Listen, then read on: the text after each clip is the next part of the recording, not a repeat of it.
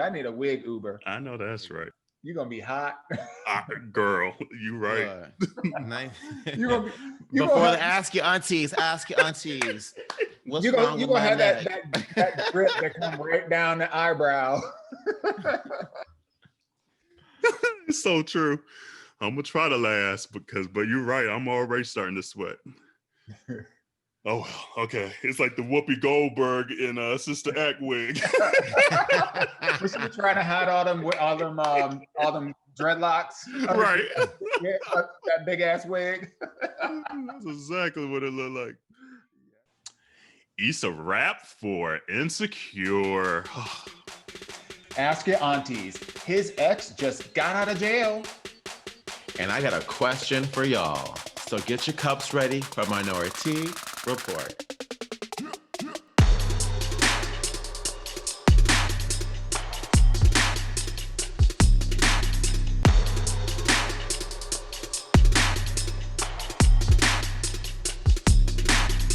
Where the money reside, where the money reside, where the money reside, where the money reside. That's a bop. That is such a bop. And that's on Mary Had a Little Lamb. That and The Earth is Ghetto. Earth is ghetto, I wanna leave. Oh, I was like, that's the bop of the year. That was a bop. Woo! That's the bop. Yes. Hey, look, community. Hey, community. What's up, y'all? Look, out of the flames and the fire comes all this kind of creativity. Man, for real. So true. The internet, stay ready. Undefeated, bitch. I mean, we already had a segment, so I think we've been talking over the last few weeks that we should start a Patreon. I think we might too, because we literally y'all missing out. I had just a whole ass conversation and said, hold on, maybe we should start the podcast. Oh, hold on. We might have to start again. I'm not even recording. Oh, it says recording on my end. Hold on. Oh, she meant her. My personal. I'll get this personal part from so we can start over. Or I'll just get it from this part. I don't know. Man, that's a mess. That's a mess. Ooh, the ghetto. We haven't even started drinking yet. No, we haven't. Man, the ghetto. Where the money reside, where the money reside, where the money reside, where the money reside. Community, man. It's a wig episode, so if you ain't tuned on the YouTube, it's a wig episode. And I decided, except for Auntie Henny, I know she done moved and packed up her wigs. Come on now. Yeah, I'm ready to be done with this move. I bet. I had to take PTOs today for the internet people to come out. And of course, they give you that big ass window from 8 a.m. to 6 fucking p.m. That's the worst. And then guess who didn't fucking show up today? Yeah. So I was like, oh, okay. So I hopped on that line. I spoke to 5 different people, and they were like, "Oh, so it looks like your order is still pending, so no one's coming out today." I say, "What? You mean I called your ass 10 days ago? I've called you twice in those 10 days just to confirm, and it still ain't been a process. Oh no." Where was my call yesterday being like, "We're not coming out tomorrow, so go about your damn life." Bitch, you not know who I am? I'm not sitting around with my thumb up my ass. I don't got all damn day to be sitting around Even though here. she does like that. She does like that. Not my own thumb, someone else's. You know, I can't do self-inflicting pain. You're right. She said my thumbs are not big enough. She's like, not this thumb. The killer part about like cable companies is like they're legit like one of the few companies out there that are like still working off of abacuses. You know, like they are so behind the fact that you have to like have somebody come and install something for you to get cable instead of them just sending you some kind of box that just works. Like that to me is bonkers. It's so crazy.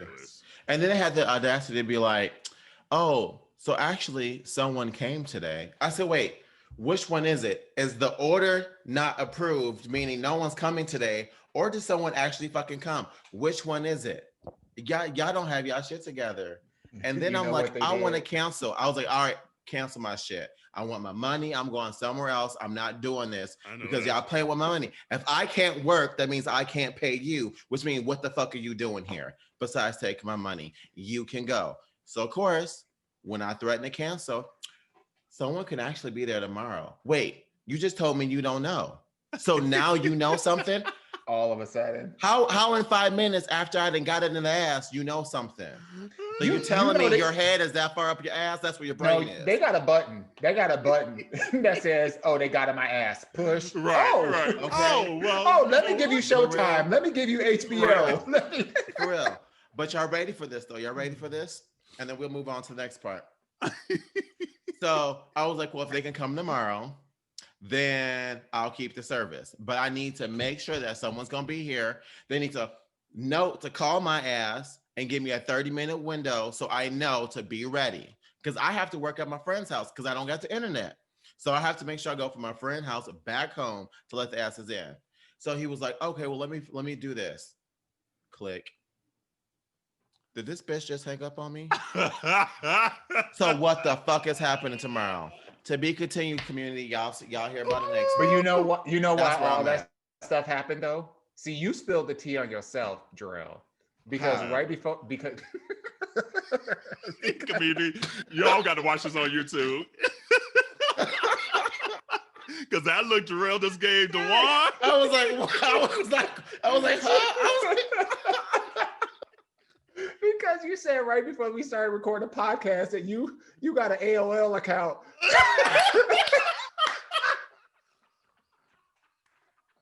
So they saw that shit. They said we're gonna run circles around this ass motherfucker.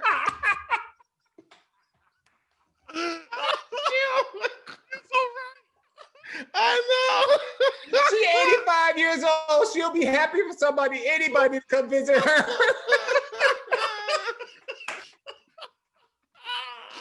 You're so right. Shit.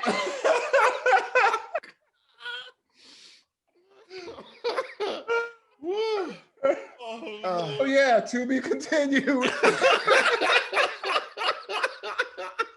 Yo, Golden Girl ass. I can't stand you. Lord, community. Take my wig off. Yes, community, you heard correctly. Auntie Henny still has her AOL account from 1998. Don't judge me, bitches, okay? And it really is. It's the Sunday newspaper when they sent the disc. It's the same one from that. Oh my God. You got mail. I ain't got no mail with no internet though, bitch.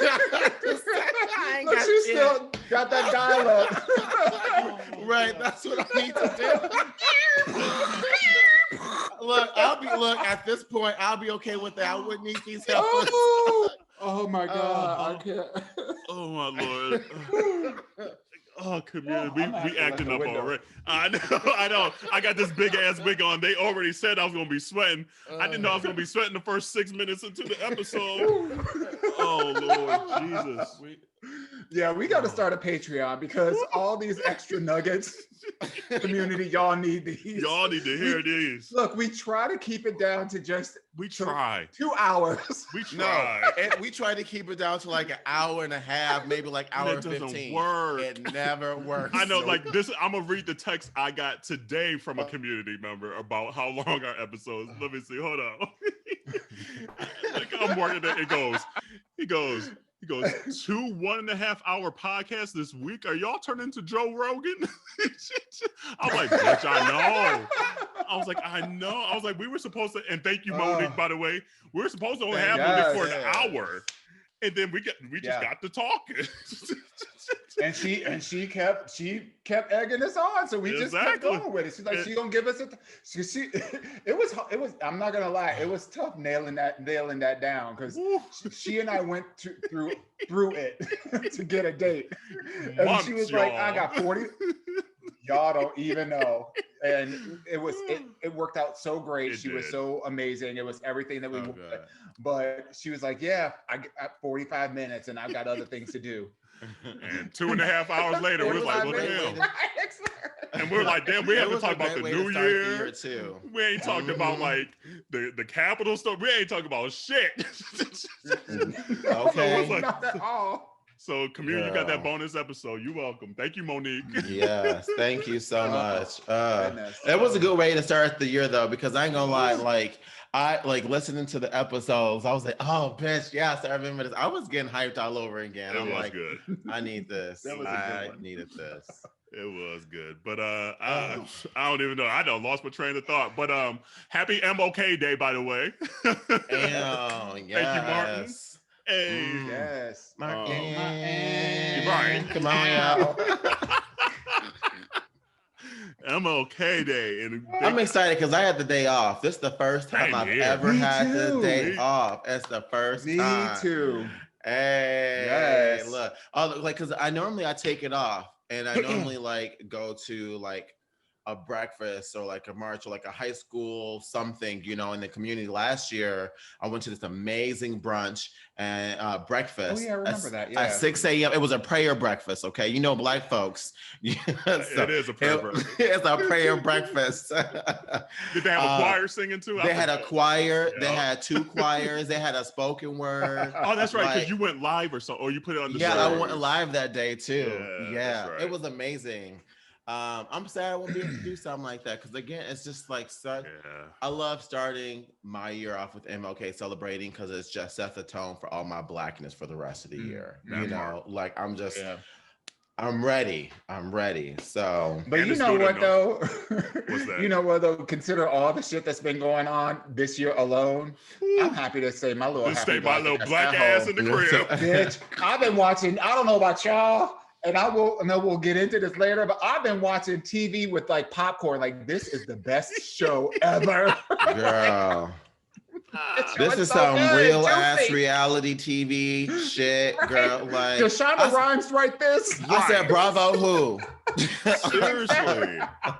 You know what's been getting me though about this episode or whatever is the justification that these people have been able to find. Yo ass, especially like these Republican Congress people, yo ass almost got shot up. And you still saying, well, I think this is just a scheme to go against the Republican Party and to get back at it. I'm like, bitch, you bold as hell. You know what? I don't know if you guys are like me, but I was literally watching like the whole I was watching parts of it. Then I had to hop on Zoom meetings. And that is like the weirdest thing when there is a national incident happening and we got fucking Zoom meetings going on talking about whatever. But like shit ain't happening. Right, exactly. No clue what's going on. But then when I got onto the TV in between my little Zoom meetings and I was watching, I was just sitting there waiting for somebody to get shot. I was like, ooh, I can't wait for them to bring out them bullets. And then when they did some of those little those, I don't know what they're called, but they're like little they're like pops or whatever. Flash bombs. Oh, that's what it is. Yes, that. I was like, it's about to pop off now. Somebody gonna get shot. And then after all of that, 6 hours, only one person got shot. I was like, God damn, ain't that something? This is the worst ending of a season finale. Only one. She said, "I'm hoping for a Thanos snap on these bitches." Like, he's like, "I'm waiting for it to be continued or something." Right? Like, where's the cliffhanger? No, everybody just walked home. I'm like, not the winter finale, girl. It's the winter finale. We ain't get no cliffhanger. We ain't get nothing. That was like I was praying. I was just like, yeah, somebody go get shot. And then now they got like. You know the thing I love about this though is it just I can't help but just every time I see a white person, I just be like, Like all of them. I just feel I'm like, oh, ghetto. Yo, people are trash. Like I just sit here and like and it's funny because I know certain white people who get in their feelings when Black people like say, "Oh, that's some white people shit." This is why we say that's some white. Look, it is, and everybody who's a person of color ain't surprised one bit because we have been seeing this white people shit. Y'all just been bamboozling y'allselves and been gooped and still trying to justify it somehow like it didn't happen. Like, bitch, y'all crazy. Seriously, like, come this on is y'all now. shit. This is y'all shit. For the person that was like, Black people, sit down. We done saved America twice. In November, right? We and ain't the doing second shit. time on January 5th. Clock out, bitch. Go to lunch. Go to lunch. Okay. And Black Twitter just Black was Twitter is dying. So amazing. They were just cracking up at the whole day. Like, people were like, "You're not upset that this is happening?" And people were like, "This is the funniest shit I've ever seen in my entire life." You know, the winner of the internet, though, there's two winners of the internet of the last 2 weeks. The person who did the Mario Brothers of that dude climbing that damn wall. Yes. And then the Black girl who was doing the Busset challenge that dropped it low, and it was the dude falling from the wall. I was like, you know what, internet, I can't stand y'all. Those are the two winners of the last 2 weeks. And now, what was the song? And they played the Mario thing over the girl. I got maced, and I was like, you know what? We were storming the Capitol. They put me out that You're right. There's three winners. There's three. The Animaniacs one. I said, I can't even. It said the tweet said, "Ooh, perfect pitch."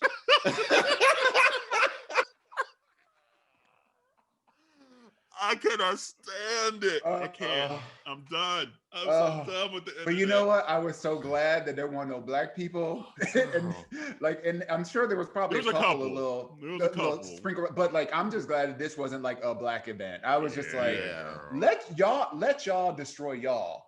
Let y'all do what y'all gonna do.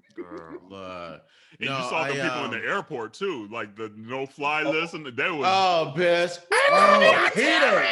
They called me a terrorist. I'm an American. They said they treat me like a Black person.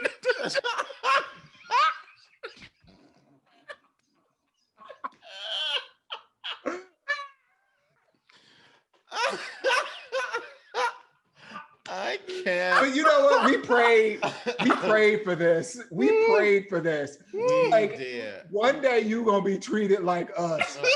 So no.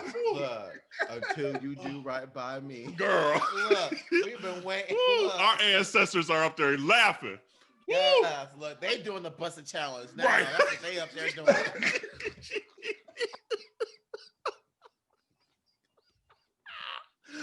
Oh, I'm sorry. We just enjoying ourselves tonight.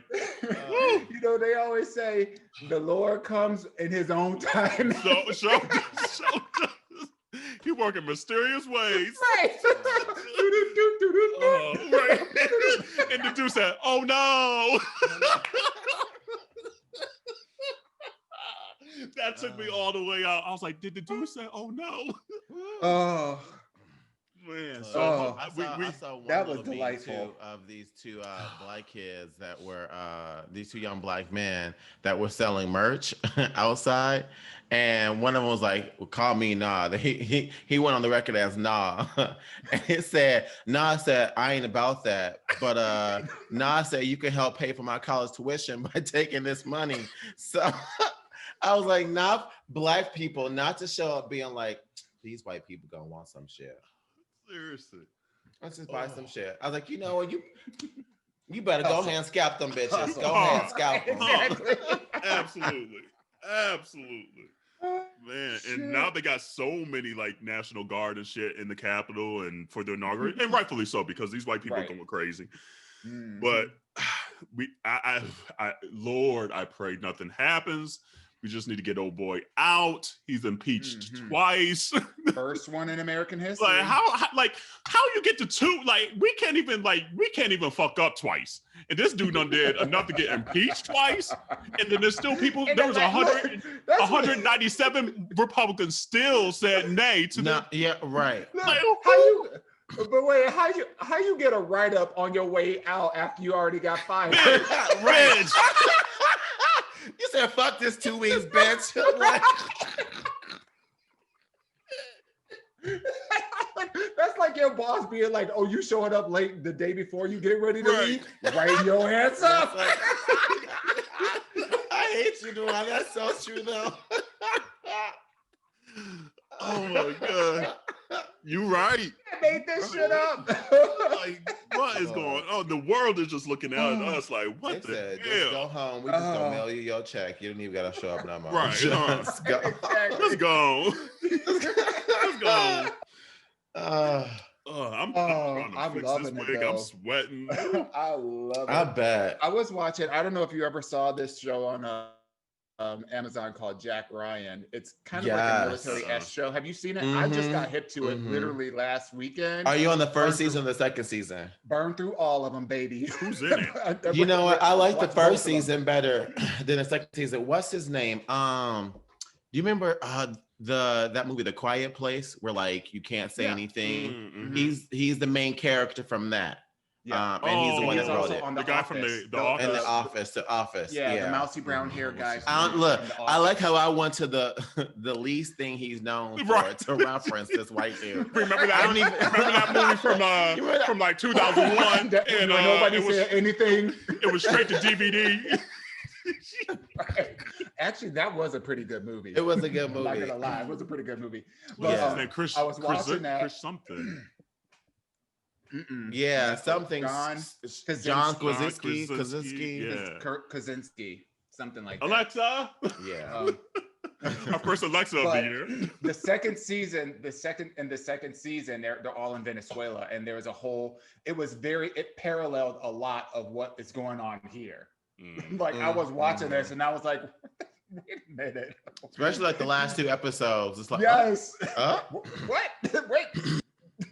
I didn't really like him in the second season though. I liked him better in the first season. Yeah. He just felt like too full of himself and like did not listen to chain of command. He just authority. I was just like, to me, it was just like, here we go, white people in privilege, because when the black dude was trying to do it, they got in his ass and he got demoted. You know what I'm saying? Like, and then he had the nerve to have a heart attack.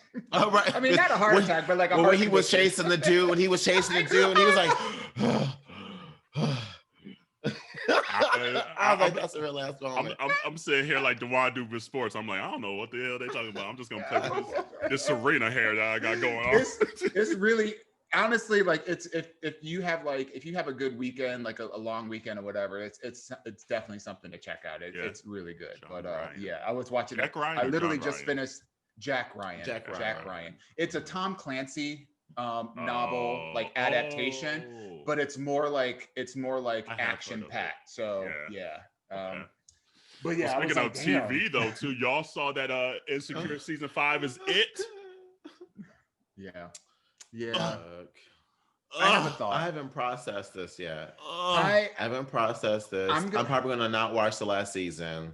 Even though we knew she said she had a finite number in her head, we found out it's 5. Yeah. I wasn't ready. I agree with you both. I don't want it to end, but I also feel like she can only carry this on for so long before like you start to degrade, the experience. You know what I mean? And it's not like it's a true ensemble cast. It's really centered around her. So it's not like, oh, she did a whole season where she starts exploring like, Kelly's life or whatever, whatever. That'd be a dope ass spinoff though. But it could be a dope spinoff. But in the context of, Insecure, people might not like be into it. So I feel like this is a way for her to say, I have enough. The creativeness that I have attached to this show is finite, and I want to end it in a way that honors like the legacy, so that I can also let's transition and doing other things. That's true. And I saw Prentice Penny. I guess, but all she had to do is just add like another white person or 2 in there, and she got 2 more seasons. Like, not just like, well, I guess it is. I've seen that show of South Central, though. I guess like of Compton. Like. So maybe. I'm not ready. But also, like her show is like a love letter to blackness too. Yeah. You know. So. And she had her YouTube series too. She had a YouTube series, Awkward Black Girl, for quite some time. So she's been in that lane doing that for some years now. Although we have Insecure for what will be the 5th and final season, you got to add 3 more years prior to that. So you know, Prentice Penny, I get it. I'm just selfish. That the number of shows that they wrote is going to end on 44. He was tweeting this today. He was just like, that's a good number. He's like, since that was the best president. I was like, okay, I'll give you that. But okay, I want at least maybe it's a stretch, 6. but you know, I'm like, damn, that part, it's a stretch. It's like, give me season 6. Come on. But at least we'll get like 2. We'll get season 5 in 2 parts. You know, we'll get the end of the year, and then you know they'll have their hiatus, and then we'll have the last couple of episodes. Wait, they don't do hiatuses, do they?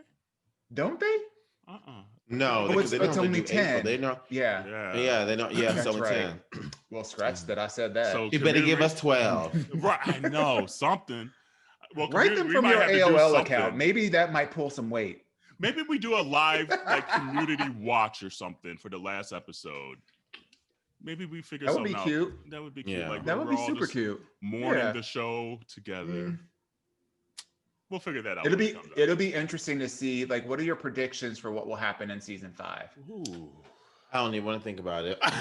Right? I know. I don't even want to think about it because I'm gonna be so.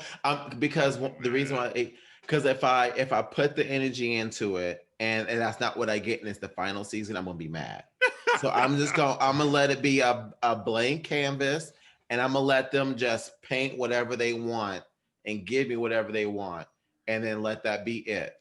Because if I get my hopes up, I'm writing to somebody. I mean, I feel like they're gonna try to give us what we want. They're gonna want Lawrence and Issa to have like some kind of perfect wedding or something. And I don't know if it's up Issa's, like, if that's her thing to give us a perfect ending. I don't know, but they're gonna want some finite finale of Issa and Lawrence, probably even more so than the Molly and Issa. You know, like I think they're probably gonna end it with Issa and Molly still kind of working on their relationship. But I think more than anything, if they don't end it nicely for Lawrence and Issa, the world is going. we gonna storm the Capitol. The interesting thing about it is because even though towards the last season, or most of the last season, they were, you know, like seeing each other again. Right. They still kind of left the door open for Nate. That's true too. That's true. You know, because remember, Condoleezza Rice was pregnant too. Condoleezza Rice was pregnant. So and Lawrence is moving to San Francisco with the job.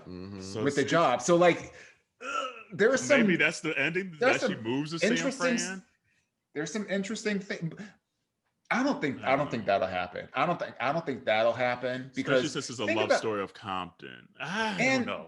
Yeah, and think about what think about her career. Like, this is a girl who's in her 30s, right? Her 30s or 20s, late 20s or 30s, something like that, right? Yeah. She's a girl of a particular age who is finding her own way. She got out of, like, quote unquote quasi-corporate America, about We Got Y'all, and then she started her own business that became a hit. So the idea that she would give all that up, and it was a hit because, in part, not just because of her creativity, but because of her connections and her love for Compton, that she was able to bring all these people together. So, like, the idea that she would pick up and then move to San Francisco, a place that she doesn't have any connection to other than Lawrence, seems a little stretchy. No. Yeah, I don't know. I honestly don't even know what I would want the perfect ending to be, because I thought we were going to at least get 2 more seasons. That's like my heart was saying, okay, they might give us like 6 seasons. Yeah. But now that it's 5, I'm like, damn, I don't know what I want.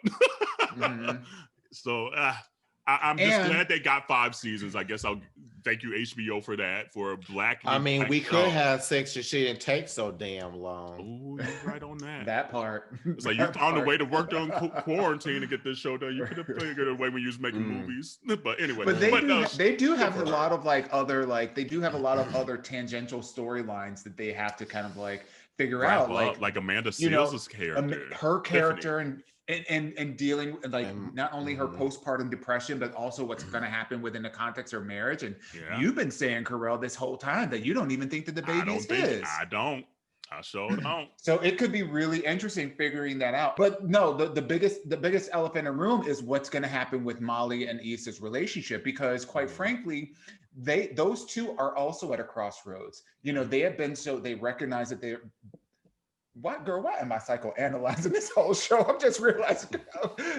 It'll be interesting. Let's just put it this way. It'll be interesting to see. Right. It'll be interesting to see what they come up with.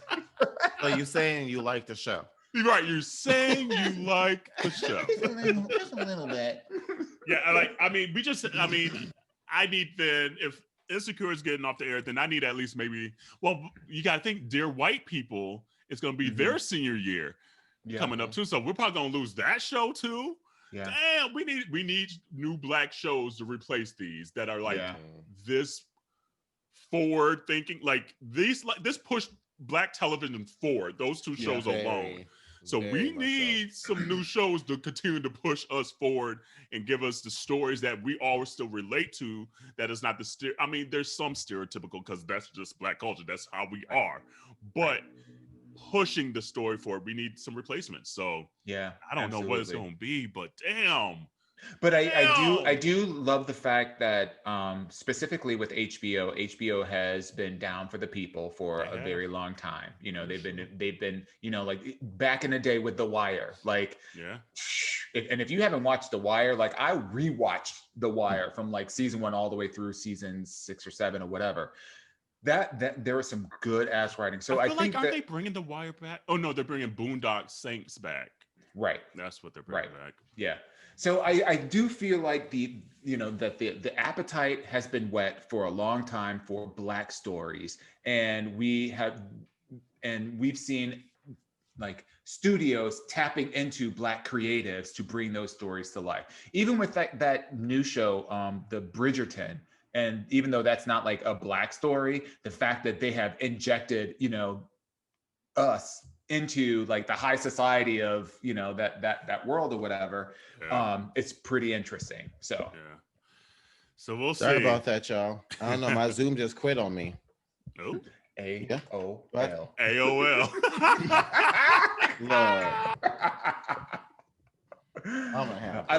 By the way, I like your hoodie. What is it? It says "Stay kind." Stay kind. Yeah. That's super cute. Mm-hmm. But, what is going on? What's going on across the seas? Have y'all seen Missy Elliott's new video? I haven't watched the video. I saw the clip of it. Or I think she's featured in it with Bria or something like that. Bria. I saw the clip of her verse though. Her verse was fire. I was like, come on, Missy. Can she do any wrong? Like, she is just like her. First of all, she's like, there is no other like Missy out there. Like, nobody has the talent, the creativity, the vision, the presentation. And she is just so pretty to look at, to be honest with you. Her like, makeup game my eyes off her. Whoever doing her make, and she lived here in Atlanta, so I'm like, I want them to beat my face. So I'm like, come on, like whoever that is, so cute. I just want a full length album. I don't want no more EPs, Missy. I want an album, and I want you back with Timbo. Thank you very much. But speaking of albums as well, that Jazmine Sullivan is giving me the entire life that I need in 2021. That album is so good. Or Project is what she calls it. Project. Okay. It is so fucking good. Oh, Jazmine. I haven't heard it yet. It's so Dawon. I'll put it on my weekend. That'll be on my rotation this weekend. I'll give it a listen. We just talked about how R&B isn't here. It's a good ass R&B album. She's singing her face off. She's got enough features on it. The beats are dope. Her pen game is insane. And she got a nasty song on it called On It. And they talk about spit. On It? Yeah. Like spit on the dick so you can sit on it. And I'm like, it's so nasty, but it's so good. It's like, spit on it. And they singing the shit out, talking about spit on it. Like, that's the thing, too. I'm like, why are you doing all these dope ass Drop it low for Jesus. Literally. Seriously, there was parts in that album where I was doing like the church rock. I was like, why am I why am I doing the church rock to this nasty song? I was like, I'm sorry, Jesus. I'm gonna have to listen to that this weekend. So good. I'm gonna have to do that. Community, let us know what you think about that Jazmine Sullivan. It is so good. Oh Lord. Anyway. And it's been 5 years since her last album, so I'm like, it better have been good. So you have it's been 5 on years to repeat. write it. It's been on repeat for me. It's everything. It is. And Ari's tale, who was this person when she talked about, I know what Google says, but that dick spoke to me. I said, yes, bitch, I know about that. We all been there, done that. It's true, though. It's true. So my favorite tale was Donna, though. Donna was the realest on the album. Donna was like cussing and everything. Like I was like, come on, Donna. You trick for your man. Every time you fuck your man, you want something. I was like, damn, Donna, that's right. And then she's like, hey, you know your mama did it. I was like, I can't be naive to think that my mama never tricked for some. Oh Lord Jesus, that blew my mind. I was like, I wasn't ready for that line, Donna. She broke it down, but I was like, broke the fourth wall. She did, and I was like, man, everybody, mama probably did it once, at least once. You know, damn. Anyway, but yeah, it's worth checking out, girl. It is worth checking out. On it. What else? Like, community, we just all over the place today. Sorry, we started off with these wigs and Kiki before the episode that throughout the game plan today. Okay, Jerrell. So who do we look like now that since you're the one that doesn't have wigs? Who do we look like? Okay, let's see. Bitch, you better not say Carol Channing for me. She's like, I don't know who that is. I really don't. But you're giving me a little Moira. You're giving me a little Moira right now. Moira Rose. Okay. Yeah. I can hang with that. Yeah. Yeah. No, and then for some reason, I don't know. Like, if you style it correctly, Kerel, I feel like I could see Kelly Rowland in a wig like that. You know, it just reminds me of something. I can see that. Yeah, it just reminds me of like the album that she did before, where she was very just like. Yeah, she does look like because remember, I told you I wanted me like a froey wig. Yes. And found it. And so, but this was the last one they had because the shop was closing down. So this was literally off the mannequin head.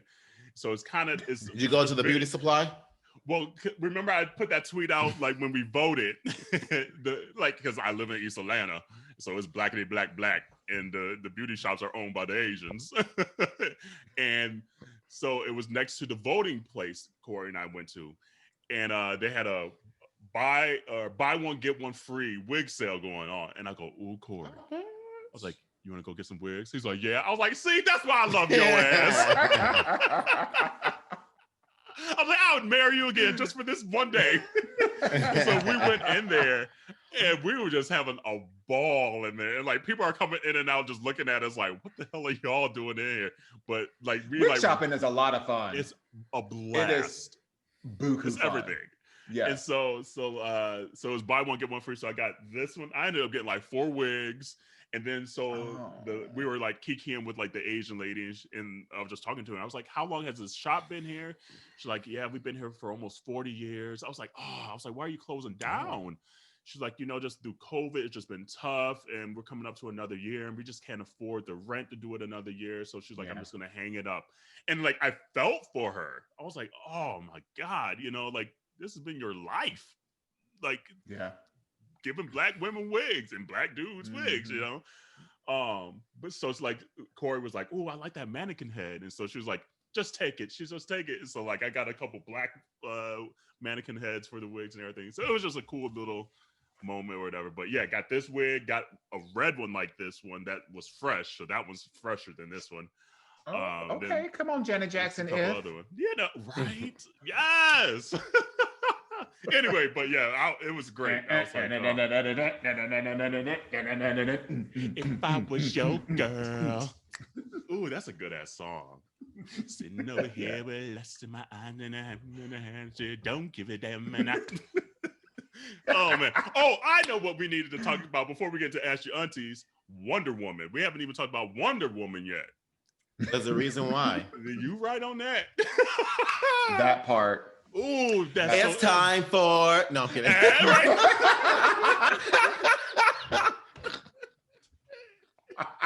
You so right. So right. Breeze on by. All right. So Liz. Like Corey was so upset at life because Corey loves him some more. Yeah. He loves him some Wonder, like to the point we have a Barbie doll downstairs that is in our bathroom that he bought after the first one. He's like, oh my God. He's like, I fucking love Wonder Woman. He's like, I loved it when I was growing up. And then they did it good. Da, da, da. So he's been talking about Wonder Woman since the first one. And we're sitting there watching it. And I didn't want to say nothing because I was like, I don't want to spoil the moment for him because I was like, it's not that good. And then finally, like towards halfway, he's like, and I was like, why you sighing? He's like, because it's not good. Like he was so disappointed. And I felt so bad for him because he'd been waiting the 3 years or whatever for the next one. Yeah. And he was just sitting there like trying to tolerate it. And he was just like, like he was pouting that it wasn't good. He's like, she's so pretty and this movie's not good. I'm like, you're right, it isn't. So yeah, my issue is the writers, like and the director. They don't have the same one from the first one. I still stand by this. If they keep the same director and writer from the first Wonder Woman that they did, all of DC movies will be better than Marvel's. Yeah. They would be better. It was the same director because it was that Patty Jenkins lady. I shouldn't say lady again, but maybe they had different writers. Yeah. It wasn't the same combination from the first one because he's not working on any more of their projects at all. Because he works on because he did Wonder Woman and then they changed it for Justice League. Oh, you're talking about Zack Snyder. You're talking yes, about, but he didn't do the Wonder Woman. It was Patty Jenkins. So like that's why everyone was like, yeah, it's a woman that did a great job. And so they got her again. And now they're like, bitch, what you do to this movie? Yeah. There was so much wrong with it. First of all, there were so many like superfluous monologues. Like, why are you like? I thought I was like, like 2 hours into an edible. You know how like when you take an edible and time seems to move by like super slow. You mean episode 67 of Minority Report? Right. Like I felt like that was going on. I was just like, why are all these monologues in here? And like, yeah, it was cute that they brought back, her love interest, but it really wasn't him. Like you, in the back of your mind, that she's like kissing and sleeping with some random dude that just it was just so forced, and it just didn't feel empowering at all. Like one of the things about Wonder Woman is that she's, she overcomes like obstacles, but she's like the embodiment of women power, like empowerment. And there wasn't that. And then the fights between her and Cheetah, like it didn't make sense that Cheetah was that jealous of her. Like it didn't even make sense. Like you get these powers, Cheetah, and you want to stay in the same city as this chick. Instead, you could go anywhere else in the world and be living your fucking life, but you want to stay. Like it just didn't. Yeah, I agree with you. And the other thing too is like, I didn't like that they didn't play into the villain storyline enough. It was just focused on, I felt like it was just so much like a woman needs a man, a woman needs this, which is completely opposite than what Wonder Woman is. Woman's like, bitch, I don't need anybody, and that's one of the things that people love about Wonder Woman is that she is this badass bitch who don't take no shit, don't need no shit, and so the fact that you take this strong woman and you dumb her down so much, you dull her shine down and her power down simply by putting a man into the picture. I just did not like that. I would have loved for it to have been more so that like, because like as her wish was going on, her powers were leaving. I rather wish the dude would just been like, I'm taking your powers. I wish it would have been a villain that just took her shit versus it being because she chose a man. Like women can have it all. Women can have the man and the power. So why is that the storyline that a woman has to choose between the two?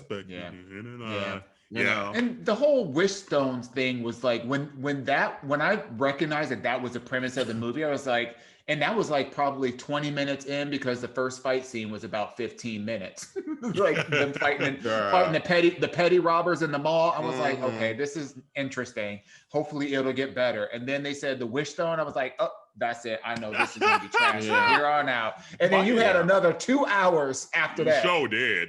My thing was just like long as hell. If we could figure it out that fast, how the fuck did she not figure it out that fast? Because she was in love. It wasn't there yet. Yeah, I know. Like, my thing was like, from jump, the graphics weren't there. And all I kept thinking was like, y'all had an extra 10 months. Literally, that's all I kept thinking. I was like, what did y'all do in the extra 10? Like, you had extra time. Maybe you didn't have extra The rope didn't even look right, girl. And I was like, you had extra 10 months to work on graphics. We've been chilling at the crib.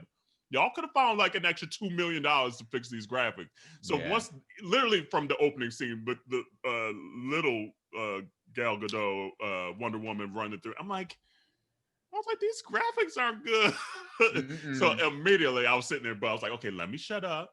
Like, Corey loves him some Wonder Woman, so I'm. That was the best part of the whole movie. The opening thing. I honestly, that was the best part.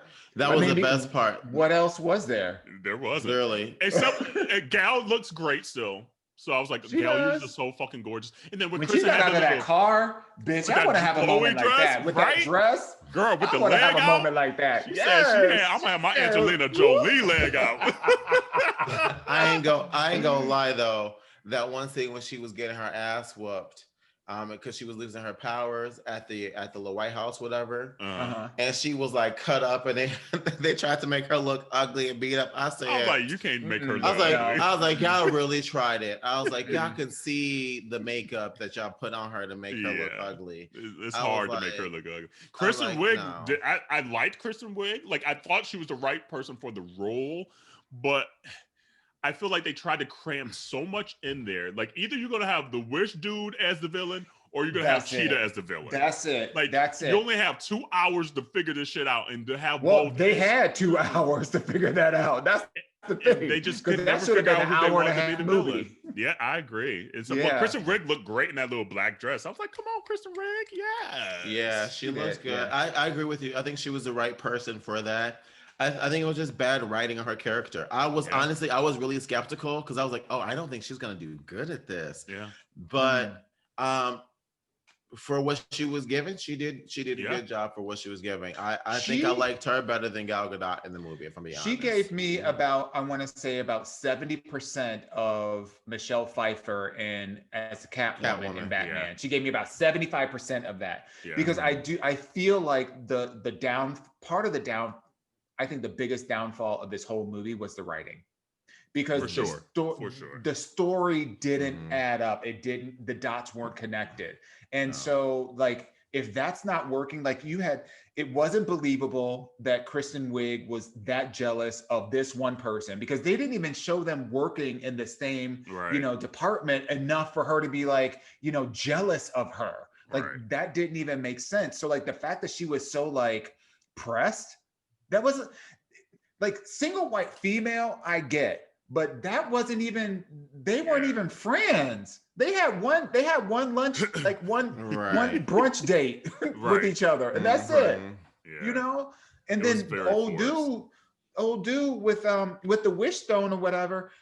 First of all, he had a Filipino kid, and the mother was nowhere in the picture at all. So remember when all this shit was going down, and he was running through the streets, and then all of a sudden his son came running out of the woods out of nowhere.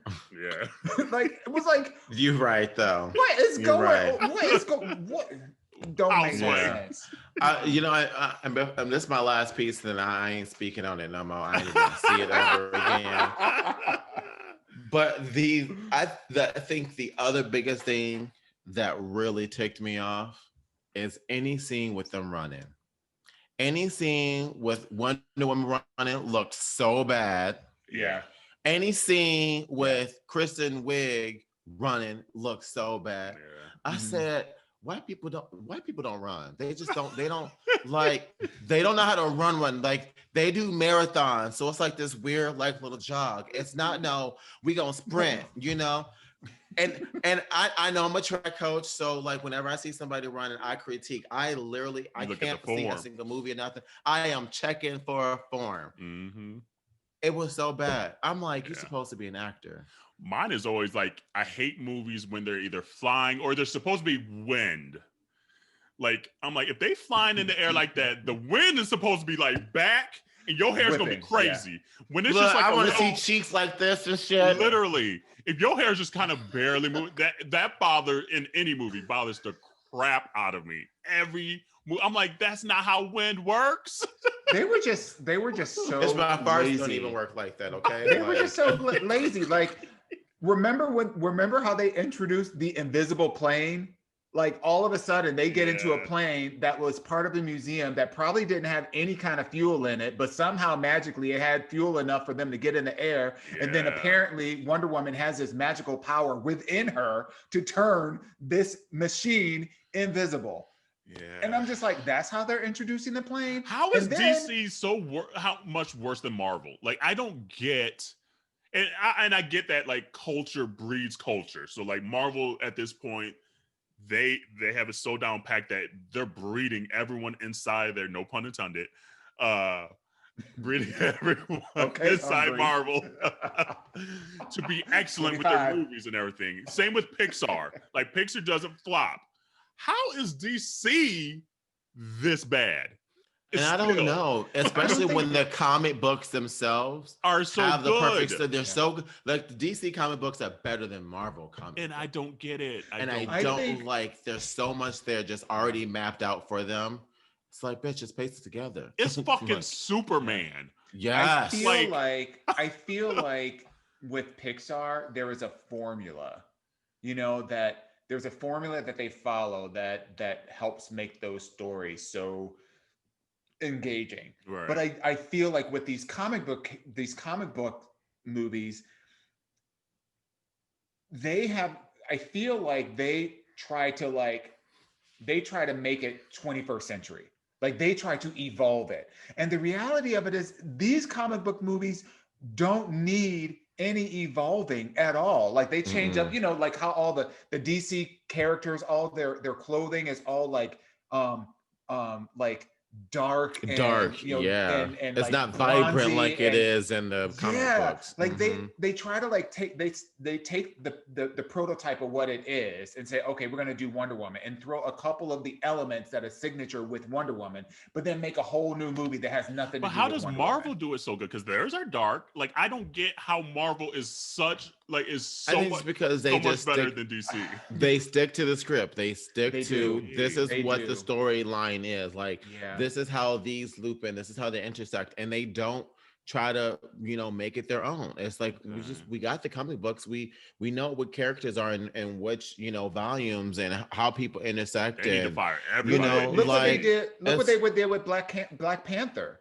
You know, they didn't they customed a little bit of his like the suit, but it was pretty spot on in terms of like, you know, like his storyline, the aesthetic and the background of you know, the tribes and how they work with one another and da da da. They didn't try to like take that to a whole new level. I just feel like y'all just doing too much. Yeah. Speaking of Marvel, did y'all hear today that the rumor mill is out saying that there's gonna be a solo Storm movie. I didn't hear that. Yes, I will believe it when I see it with Storm. Like they keep saying this every few years, and we're not getting. I get upset every time that it disappears. Yeah, well, this one, a couple of the bigger like comic book blogs are now reporting it, saying that it's going to happen. That Marvel's going to give them as Storm. They haven't said who it's going to be. Okay. They haven't. They haven't said, you know, anything as far as who the actress will be that plays her. But they're going to give Storm a solo movie. If I'm being honest, if Marvel is smart Marvel is smart.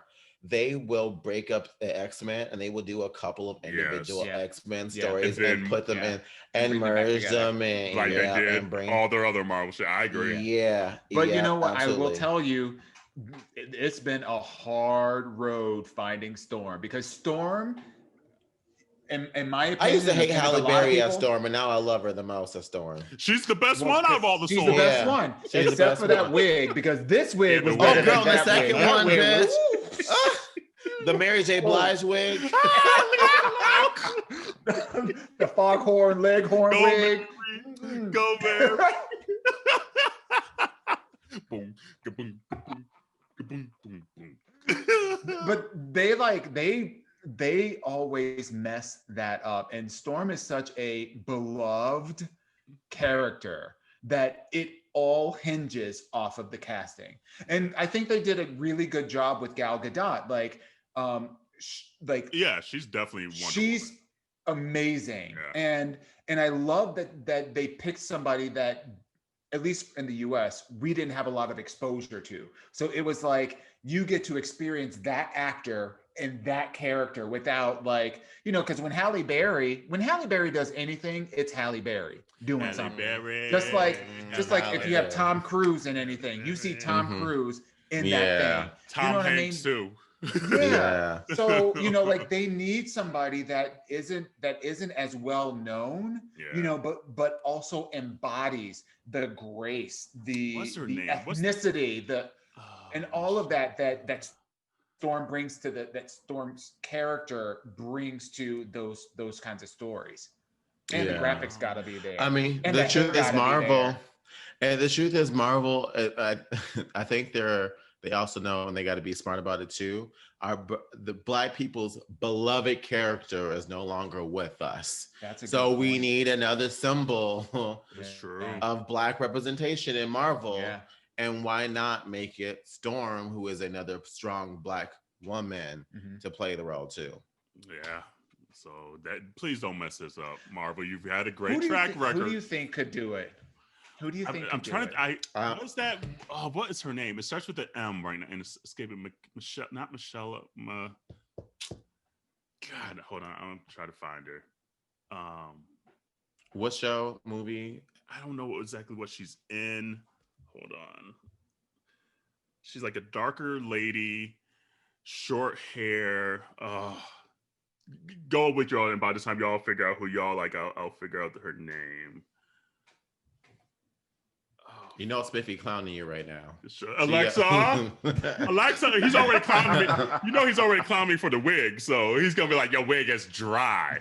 I know, bitch. Whatever. You need some of that black and pink in your hair, Right, I need that lustrous black and pink lotion. So do. I would just here's the thing for me. So Storm technically is like 5'10", so she's tall. So she's not short like a lot of these other actresses are. She's tall and dark skin. And for me, I would love for them to find somebody that is tall and that is dark skin. Like, I don't want to see like somebody who's like, on the caramel side. I want to see somebody that is melanated, that looks like they come from the motherland. Like, I want to see somebody like that. Like, one of the things that made Black Panther so amazing, outside of all the other things, is the commitment to showing Blackness, right? Unapologetic Blackness. Is it Michaela Cole? Is that how you say her name? Hold on. Who that is? Yes, her. Hold on. Oh yes. Oh yeah. I may wreck you. I would destroy you. That's who I think. Yeah, I destroy you. She would be amazing. That's who I need. She would be amazing. Yeah. She's dark. She's strong features.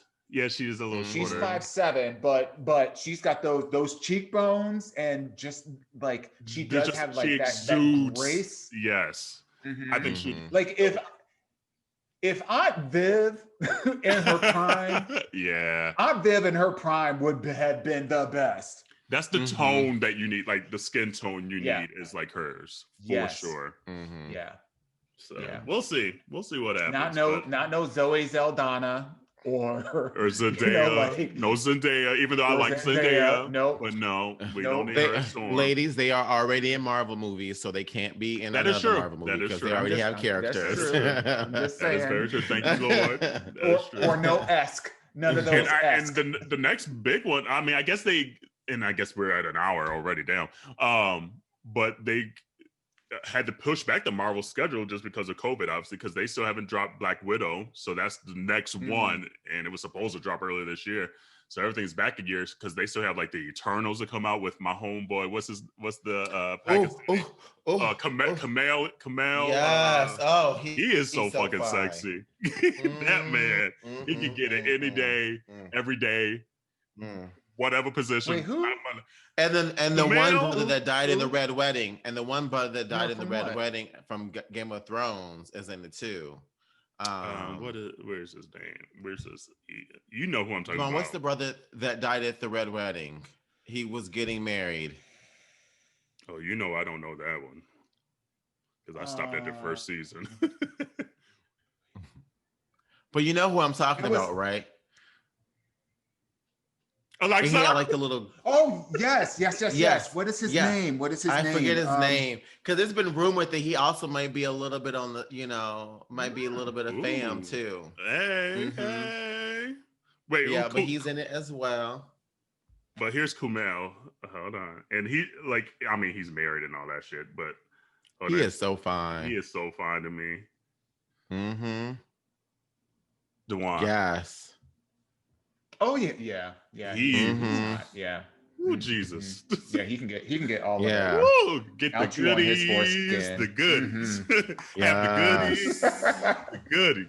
All right, what time is it? He got buffed all out. He did. Because I thought he was cute before he got buffed. But yeah, okay. What time is it? Yeah. Ask your auntie. The first You're giving me Blue Ivy. You're giving me Blue Ivy and Beyonce vibes, and I know what you're talking about. Brown skin girl. Brown skin. No, Blue Ivy had her hair wearing the tiara. The one that she's wearing the tiara. Grown What's woman. that one? Grown woman. Yes. That's the vibe I'm getting right now. Grown woman. I'm a grown woman. Ooh. Come on, backgrounds. Okay, hold on. Anonymous. So this week's Ask Your Auntie says, and it's a good one. Woo. How should I handle this? Guy I met is great. We are having a good time in quarantine, literally at his house, eating, fucking, and just being in each other's presence, getting to know each other. But one night he is like, I had a rough day, and I asked why. He said his ex-boyfriend just got out of jail and has been trying to connect with him. Well, he put him in jail for domestic violence. And so now he is slightly paranoid. Guy wants to ruin his life. How should I handle this info? And he doesn't want to get a restraining order or press any more charges because he doesn't want to ruin his ex's life because he's harassing him. Thoughts? You seen the Titanic? You know the end of the story goes. Fuck the women and children. Get on the boat, bitch, and get to safety, bitch. Run, girl, run. Run, okay? Forrest, run. Ooh. I always find it interesting that that people who find themselves in these kinds of entanglements are so concerned about, are more concerned about the impact to the person that's doing the crime, that's doing the deeds, than the person themselves. Like, listen, if this person is feeling big and bad enough to go out and try to, do something, then he deserves what he gets. And if that means he gets a restraining order, if that means he goes to jail again, that's on him. That's not on you. But for you, Anonymous, that's with this person, I'll stay out of grown folks' business. I know that's right. I'll be like, you know what? clean that up. This is quarantine. You can do that. Clean that stuff up, because the last thing that I would want for you is for you to be pulled into somebody else's mess. Stuff. Yeah. But see, I think when you're dating someone, though, that type of baggage is the type of baggage that a person takes with them into the next relationship. We all have our baggage that we carry from one relationship to another relationship. And unfortunately, there are certain exes that are that traumatic, or not that traumatic, that are that just bad that they can't help but to carry on because of the person. I would say ask yourself one question. At what point do you just don't have time for it? Because at the end of the day, it don't matter what you do. If the ex is as crazy as the person says they is, then they're gonna come after you. Part one. Part two, if the person you with ain't even trying to protect you, that's obviously saying that you don't need to be about it. It's a sign. Absolutely. You're going to get pulled into some shit that you don't need to. Because if I was dating someone and my ex was a fool, I'm doing whatever I can not to allow my ex to mess up with what I have going on. Whether that's a restraining order or whatever the case, putting that bitch 6 feet under, whatever the case is, it ain't messing up with this. And if that person ain't even remotely even checking for you like that, bitch, don't check for them. No. That's an indicator of what kind of energy they will bring into the relationship. That's a huge red flag. They like messy. Yeah, especially since they said the rough day, it's still impacting them emotionally at the minimum. And that's a lot. I personally, if I were younger, I don't know if I would have had maybe the emotional maturity then to know that I wouldn't want that, because you're enjoying the moment, especially during quarantine. We all know how hard quarantine and COVID has been. So you're wanting that attention and that, just having somebody around, especially if you're single. Yep. So I completely get that. And especially if the sex good too, you're like, oh, okay, we both okay, come on, quarantine life and getting dick at the same time. Okay. But that's a lot. That's a lot. It's fresh out of jail, and clearly the person in jail hasn't gotten over it, hasn't grown, because they're going back into the ex's life as well, trying to start shit again. And it was domestic violence. So you got to ask yourself, do you want this in your life? Honestly. And it sucks if you genuinely like this person. I would probably approach this person and just be like, hey, I'm feeling that there's a lot of things that haven't been buttoned up with this relationship. I feel like you need to address that first, get the help that you may need, get the restraining order. If you don't want to do that, then I can't be around, because now it's putting my life in jeopardy potentially, because he gonna get me first, and get the help you need, and get the therapy too. Cause if it's still emotionally impacting you enough to have a rough day, which I get, that's a lot. You went through domestic violence. Hopefully you're getting the help you need, because it's not handled. It's not resolved enough for you to, like Jerrell said, go into another relationship without bringing that baggage. Either you keep that baggage at the crib and lock that shit up and store it somewhere, or that's a lot. I don't know. That's a lot. I couldn't do it. Right. Same. I would say, if you're bored and you're looking for something to keep yourself entertained, bitch, just turn on CNN and watch these white people. But you don't need to be in a relationship or dealing with this type of mess because you're bored. There are other ways to occupy and entertain yourself. But if you do decide to go this route, I'll just say, one, just make sure you communicate. Make sure you communicate what you will and will not tolerate. Right. And also draw the line that if a bitch nut, she better be ready, because all I know, because the truth is, all I know is this. All I know is this. If all I'm saying is, if you show any sign of weakness, that ex gonna keep trying to come up for you. So you better put the fuck on that bitch neck right away from jump and let her know you ain't no punk asshole. Yeah, especially the slightly paranoid part. That's not fun for everybody. this guy is slightly paranoid, which is going to come off on you now as well. Like, that's a lot. That's a lot. Mm-hmm. So I would admit, as a friend to him, because I don't think you're official or anything like that, suggest the restraining order again. Suggest that he still gets additional help to deal with the turmoil that's going to continue to be out here since he's out of jail. Like, it's clearly bringing something else up. And say, I'm here as a friend, but I don't know if I could continue the fucking in the presence every day, because that's just not fair to me right now, because all your time and energy, honestly, is going to be preoccupied trying to honestly survive. It sounds like. That's hard though. Is there something he can do to help this guy?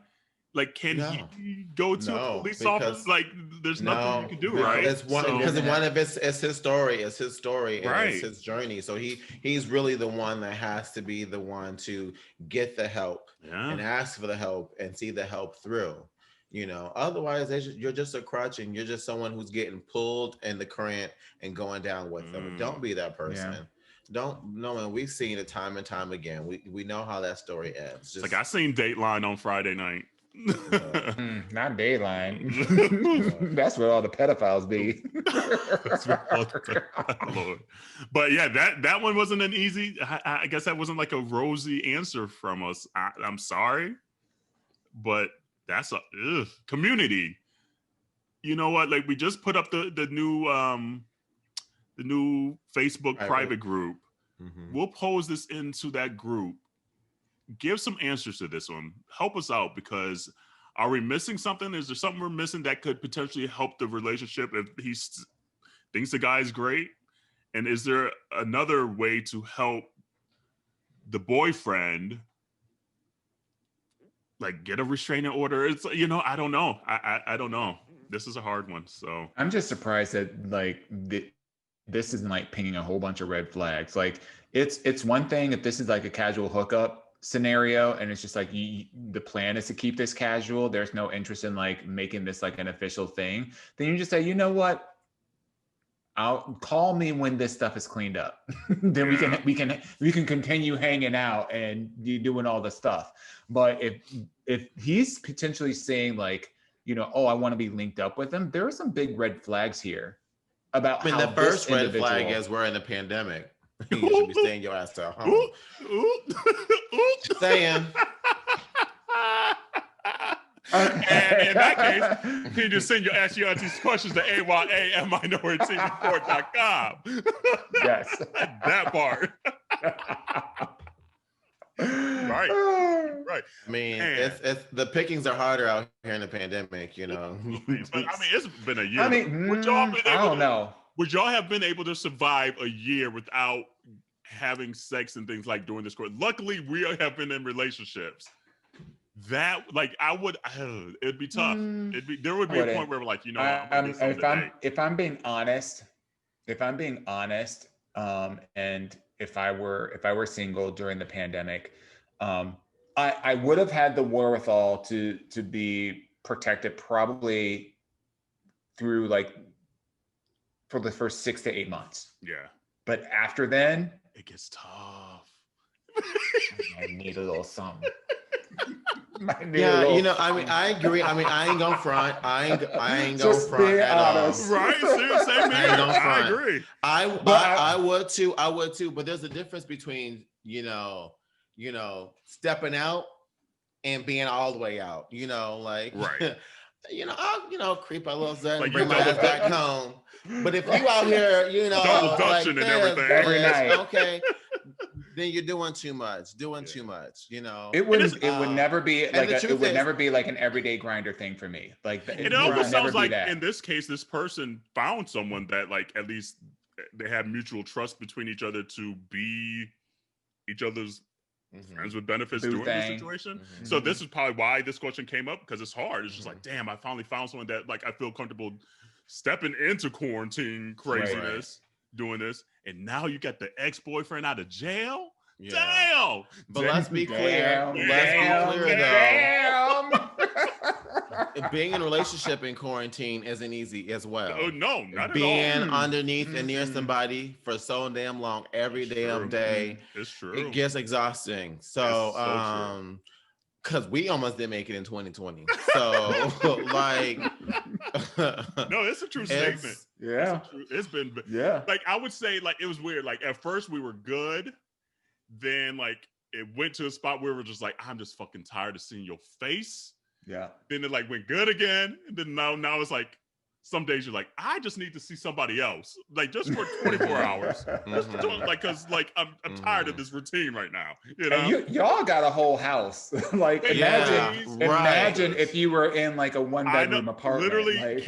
hey Carrie, she was just DMing us on Minority Report Instagram, and we were talking about that because she was just like, oh, how are you guys doing? I was like, we're doing well, blah blah blah, and I was like, I don't know how you're doing it in New York. Like we kind of talked about this on the episode a few weeks ago. Dawon was just like, you only have so much space, and I couldn't imagine literally. Oh, Carrie Kerning, yeah.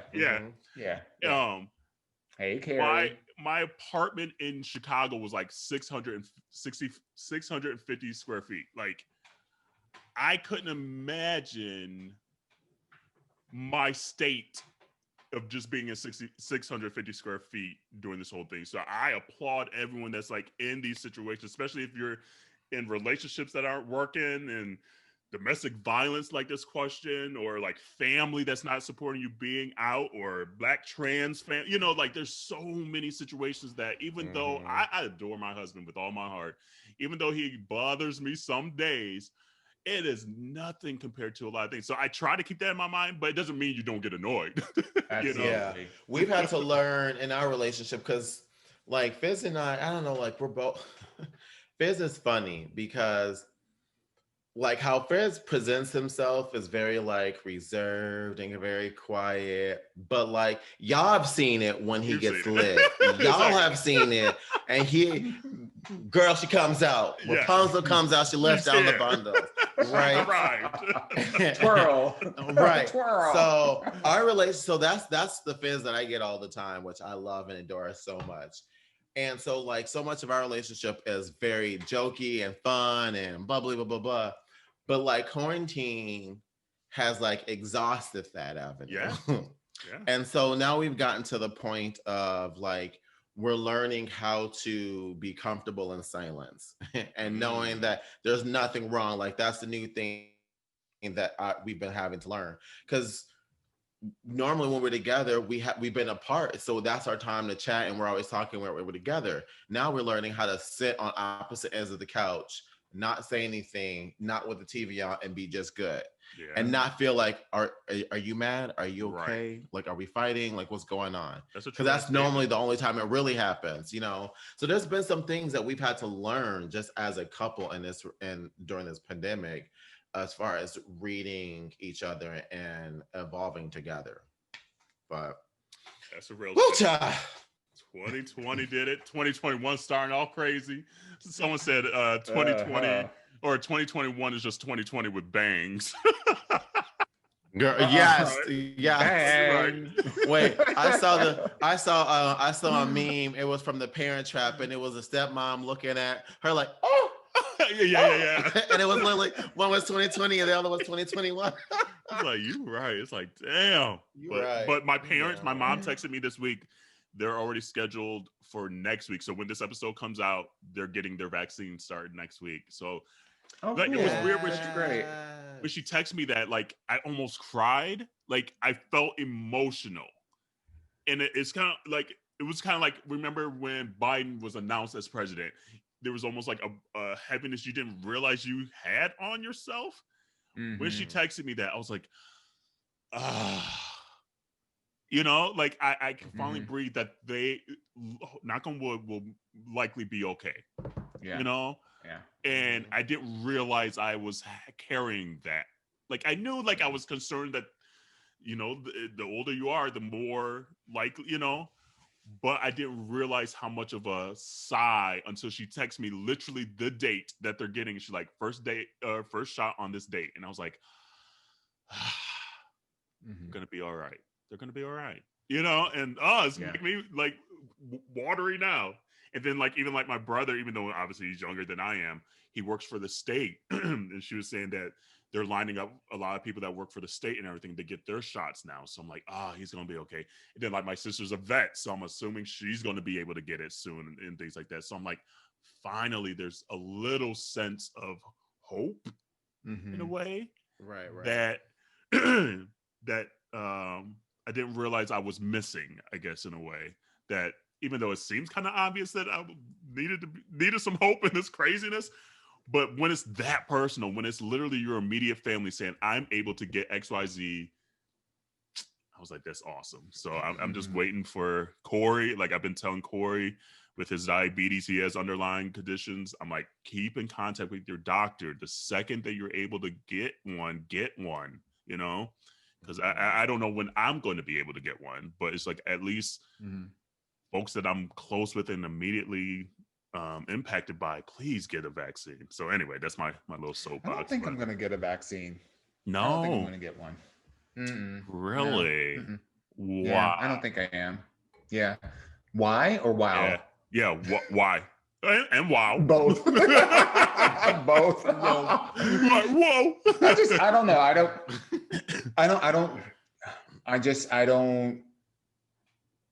I don't think I will. Like, unless it's mandatory for me to get one, I probably won't get one. Interesting. I'm very cautious about who I spend time with. I have like my little quarantine crew and that's it. So I don't do a lot of like whatever. I'm not sick prone at all.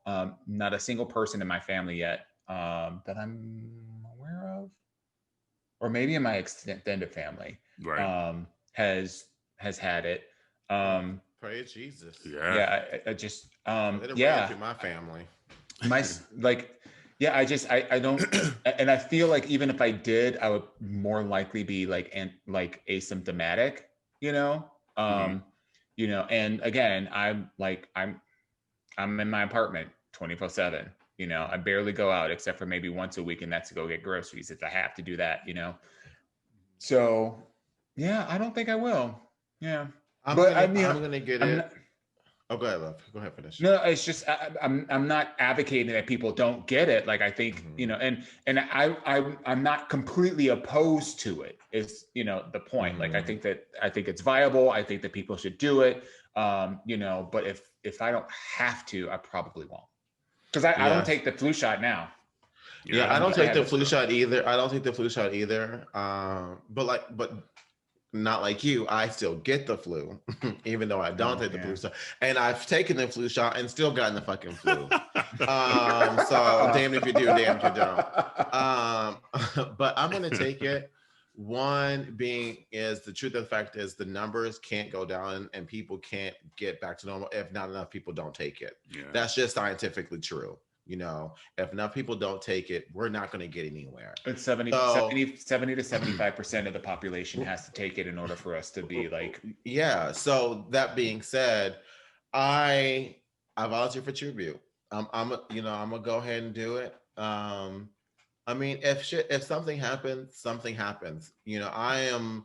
I believe in Jesus. I believe in God. So if something happens, it's my time. This is what is supposed to happen. I'm not going to sit here and be like, oh, if I don't take this, I'm going to live longer. No, because I can get hit walking across the street the next day. If it's my time to go, it's my time to go. And so for me personally, there is no reason not to. And also, I want to hug you, Heifas. I want to see y'all. That's what I was thinking. I want to see my family. I love Fizz. I love him. But he's literally the only physical contact that I've had in a long time. And I miss a hug. I miss hugging my mom. I miss touching the kid, hugging my nephews and nieces.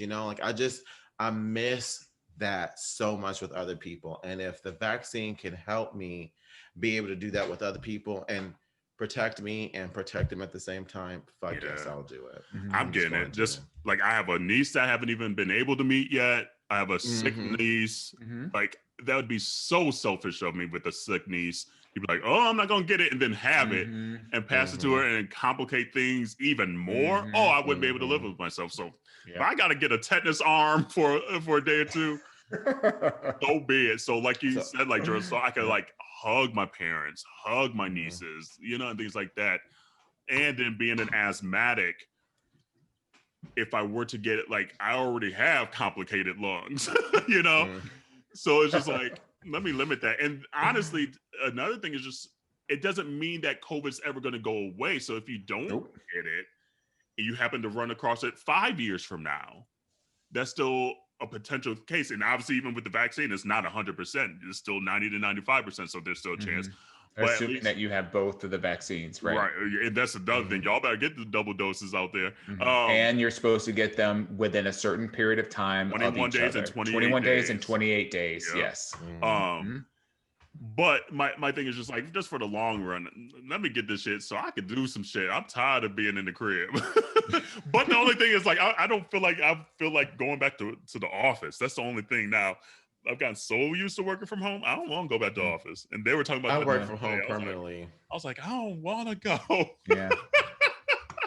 I would love to be able to, I mean, you know, no shade to Adam, but like, I would love for him to go to work in the office and then I would just have the apartment. Only because like, had we known that we were going into the pandemic, you know, we would have looked for a completely different living situation. You know, we have a 1-bedroom apartment. So I'm literally I'm in the living room right now. Y'all can see I'm in the living room. I'm not at a traditional desk at all. Yeah. I have my computer sitting on like my side table sitting here, you know, and I'm sitting on an occasional chair. Could you imagine the pandemic in your other apartment though? At least this one you're in now in Harlem is better than the one in Hell's Kitchen? Hell's Kitchen, yeah. But see, when I lived in Hell's Kitchen, even though that was a smaller apartment, there was like a whole half of the downstairs was a huge ass lobby where you can do social distancing. You're right. So I could, in theory, have him go down there or me go down there. And then there were also like private offices that you could have for like part of the day or for the whole day or whatever. So, you know, that did provide a little bit more flexibility in that, you know, so that's true. You know, we'll see.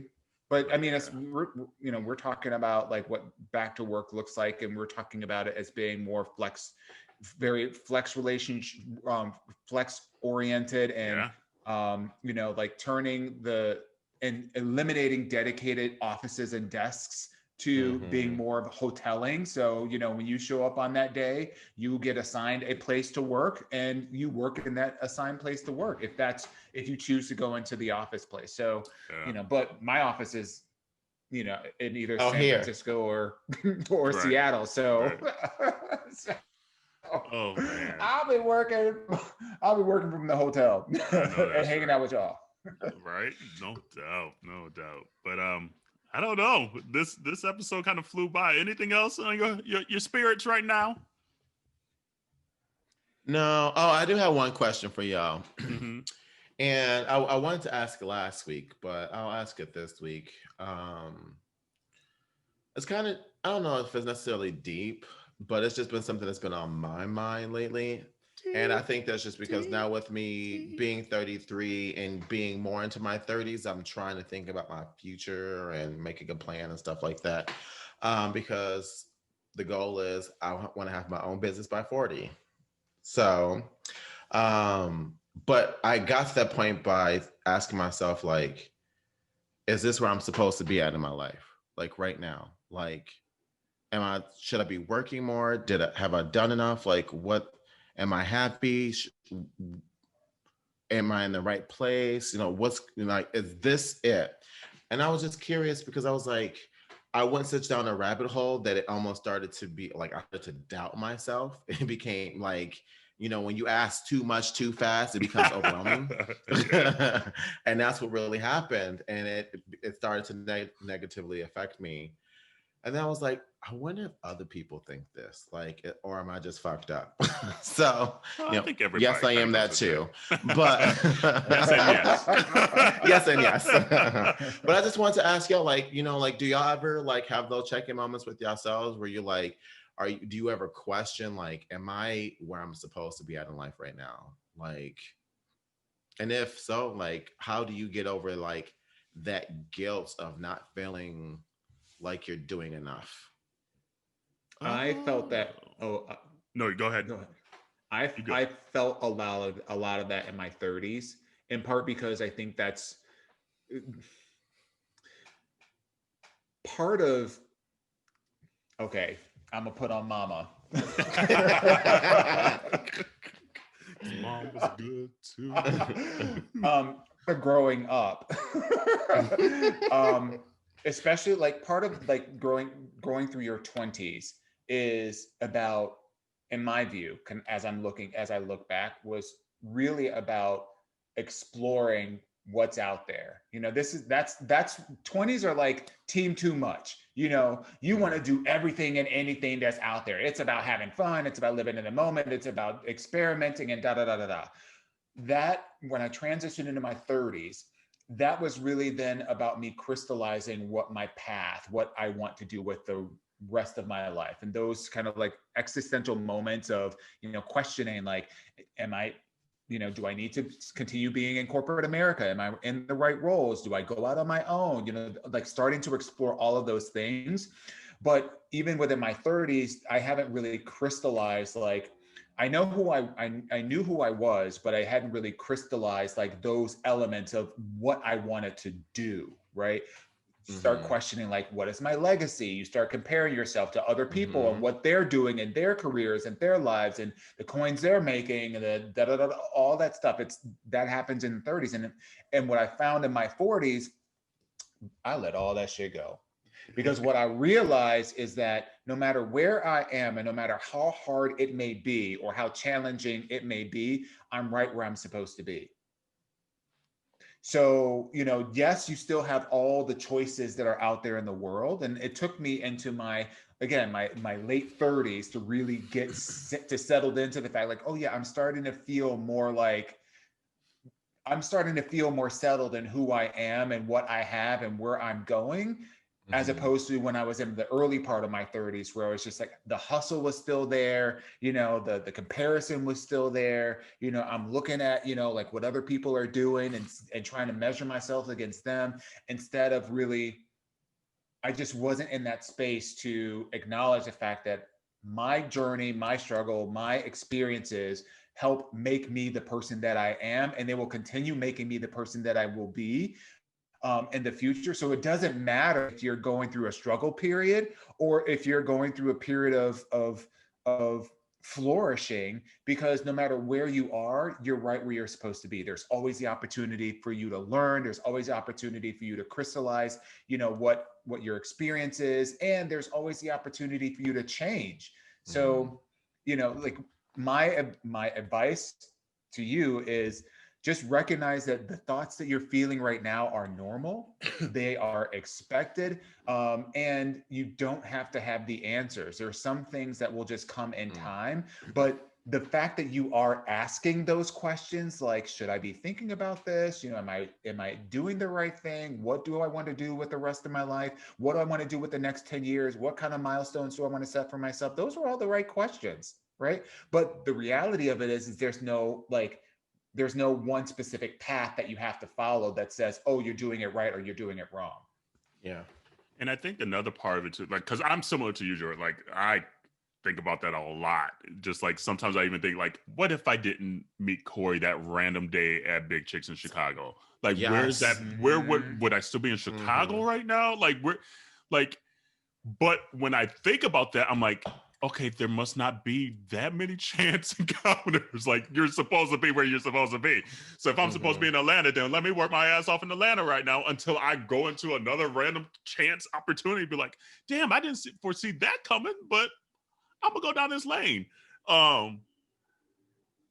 Another thing is too, like, a lot of times I used to think when I was like 26, be like, damn, I'm so old, da da da da. And then here I am at like 36, and I'm like, I could have changed something then and been 10 years in. So now for your sake, 33, if there's something you want to fucking do, start today. Like, who cares? And if you don't like it in 2 years, then do something else. It's okay. And I think a lot of times, especially like our parents' generations and generations before, there was always this, you have to have a dog and a house and a picket fence and 2 kids and a reliable point. job. Right. You know, by this point. If not, you're sucking at life.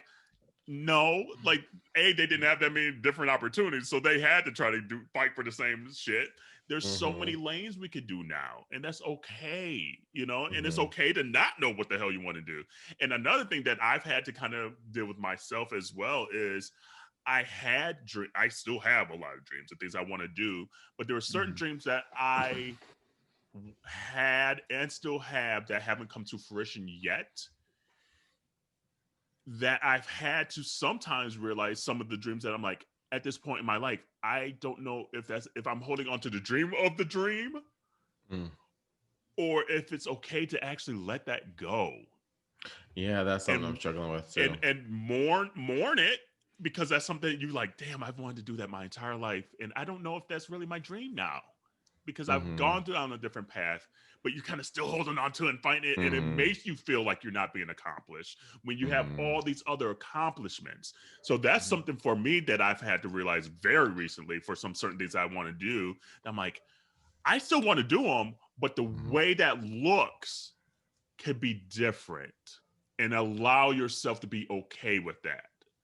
And and it's okay to mourn it as well, because it's something, it almost feels like it's a part of your whole life. And can you like, also just talk about that, because that's a conversation that people don't talk about a lot. It's like letting something go and like grieving it. Like that is a skill that not a lot of us have. We don't practice it. No. You know, because there's almost like this self-imposed or exterior imposed like idea, this romanticized idea of what your life is supposed to be like. And it's like many of us are trying to live up to either this idea that we machinated for ourselves of like, oh, well, I should be here by the time I'm this and da da da da da, you know, or live up to expectations that society or a family or whomever puts on us. And it's like, I'm have to live up to those things. And, you know, we run ourselves ragged trying to live up to those expectations. And sometimes, just like a bad relationship, you know, you have to let that shit go through the grieving process to like all 7 stages, you know, till you get to the point of acceptance. Okay, yeah, you know what, now I've come to the place where I can see it clearly, I can see it objectively. Looking back, that was not a good situation for me, and now I'm ready to move on. That part.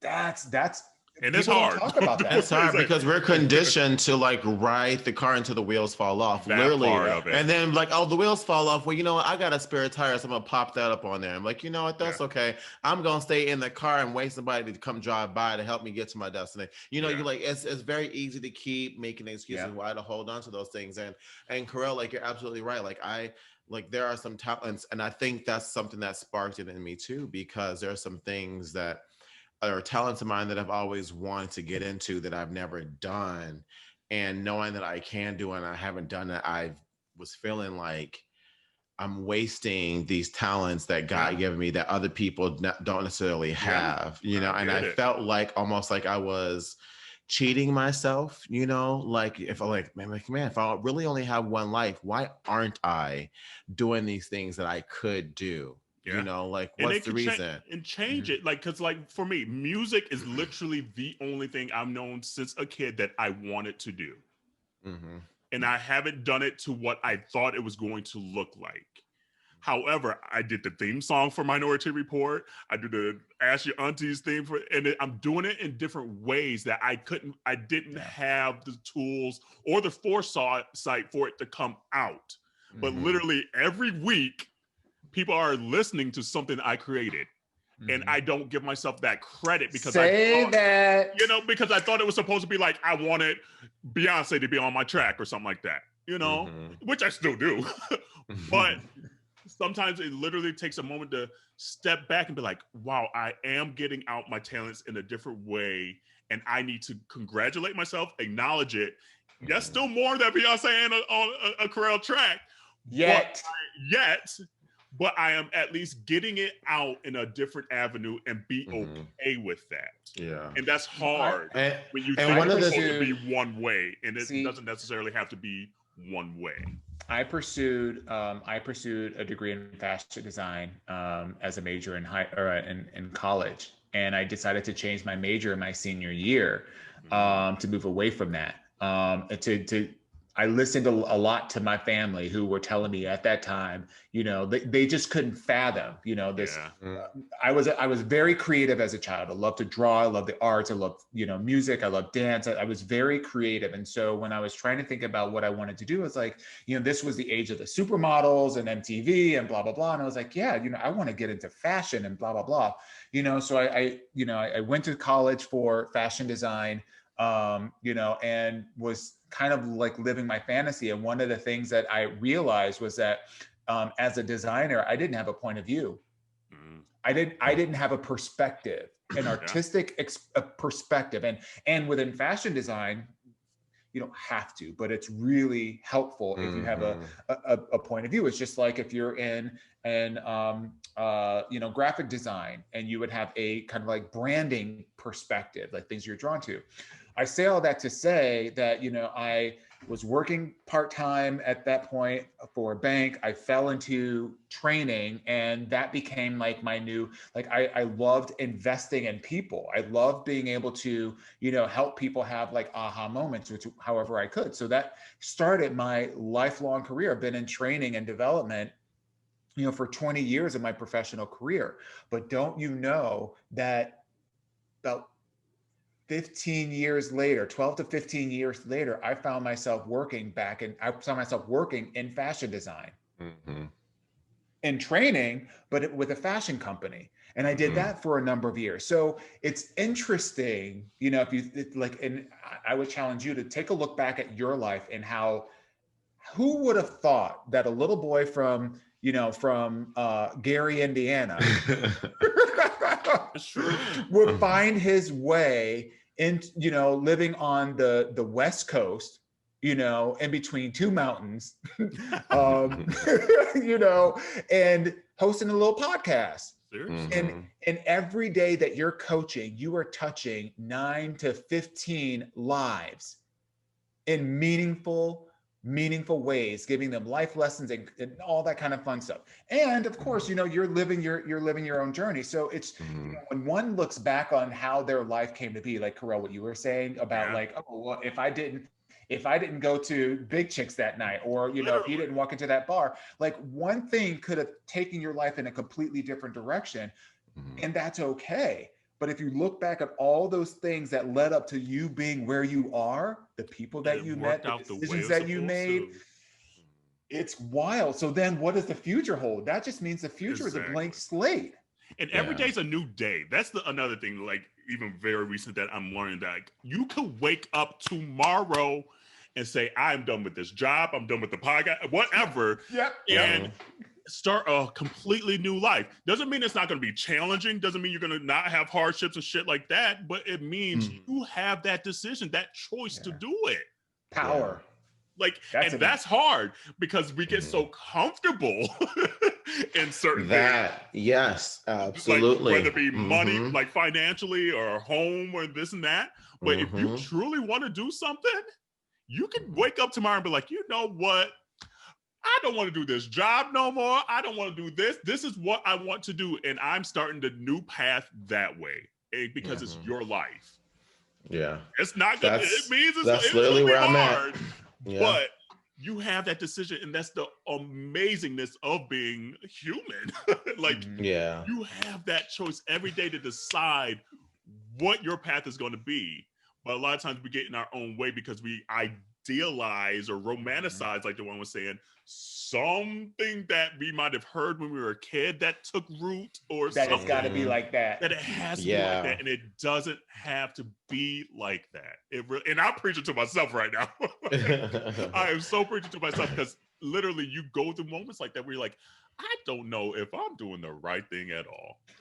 I really don't. And that's good, you know, and I appreciate all that, because like there are days where, like, you know, I'm just internal and I'm just like, and I'm a true Capricorn in the sense of I am very like, what am I going? What is next? What are we doing after that? What are we doing after that? You know?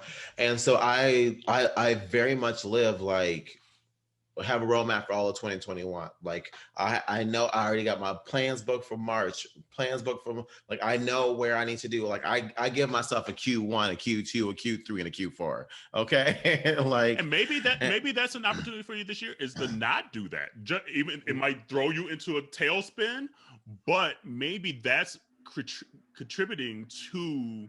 If things don't happen the way that you planned out for your 2021, makes you feel like I'm not being accomplished or not doing what, you know? Well, see, it's not that I don't have a problem with not feeling accomplished. Okay. Because I tried something. It's the not doing something at all. Like, like, you're 0 for, you're 0% if you never try anything, and that's the issue. Like, there are things that I wanted to do that I just simply did not even attempt to do. And I'm like, I know, no, it's not that I didn't want to, it's just I didn't prioritize it because it kind of like that dream we were just talking about, it was instilled that it needed to look like this. And so now I'm in that stage where I'm trying to get away from that. And I'm trying to find those things that make me happy. Like I don't want to, I don't want to work to live, right? Yeah, or no, like you want to work to live. You don't. Yeah, I want to work to work. Yeah, I don't want to live to work. I want to work to live. Like I want to enjoy what I do every day when I go to work. I want to be the person of like, I love what I do. I don't want to be like, that alarm clock went off. Here we go. Like, let's go ahead. I'm gonna make the like, donut. Like I don't want to fall. I don't want to fall into that anymore. I really want to be and feel passionate. And I want to go out in this earth, whenever my time is, being like, I lived and I was happy every single day. Exactly. And that's where my mind is. And so that Q1, Q2, Q3, Q4 helps me be like, all right, by this time you need to have your business plan, by this time you need to have an idea, that this time you need to be looking for grants and stuff like that. Like, although I'm not doing it all this year, I've done that with my ages. So I know, by 34, I need to have this, and by 36, I have that, but I don't know. It's just, I don't have a lot of people outside of you two and, like the group that we're also in Kerel too, to have those conversations with, because it's not something, especially as Black men, we're accustomed to talking about, like our finances and our, that vulnerability and, those deepest fears that we have of failure, because if you show any type of weakness, you're not doing something, and so then I found myself attacking myself for feeling that way because of that toxicity that we were taught, as young Black men. Yeah, so that's natural. That's what I want to ask y'all. But yeah, hopefully that helped a lot of community members too. Like I feel everyone goes through that, and I honestly think it's probably throughout your entire life. Quite frankly, I think you probably get maybe better tools as you age on how to identify that you're feeling a certain way and how to unscramble it and be like, okay, this is why I'm feeling this way. Here's my new course of action or whatever. But yeah, every day you wake up, thank the Lord you woke up and figure out if you want to do what you're doing that day. Like, you don't have to. I do feel like I do also feel like, that let's dispel the myth that every day has to be like you're living your best life. There are going to be days, and there are days where you are just where you're a cog in a wheel. You're pushing the rock up the hill. But if you're pushing the rock up the hill, doing the think about our relationships. Not every day is rosy, but that don't mean that we shouldn't be in that relationship. Like you go through some times where it's just like it's dry as hell, and you go through some times where it's like fiery, but I think if the idea is if the end game is that you're building a life with one another, then that makes doing the dishes that much more tolerable. So if you have a day where you're just running errands and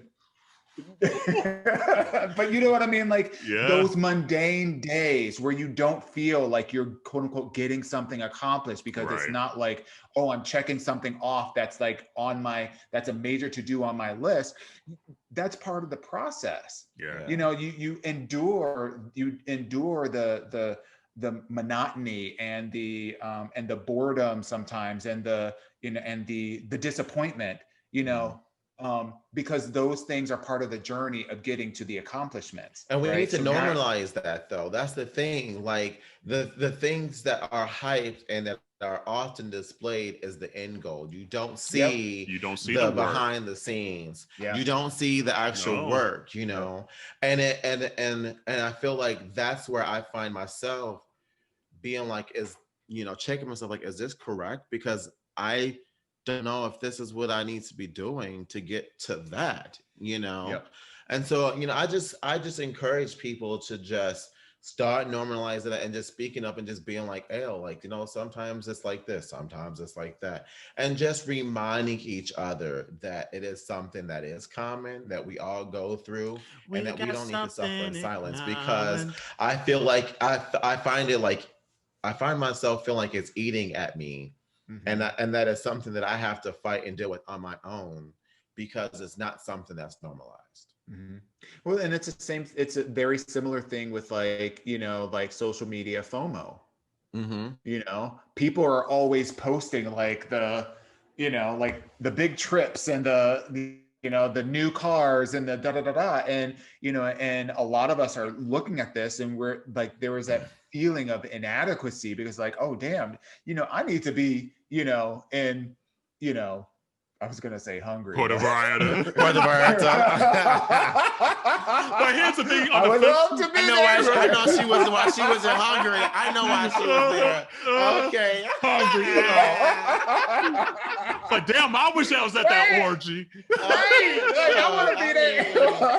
But on the flip side of that too, like a lot of times we give like a negative connotation to the grandiosity that is social media.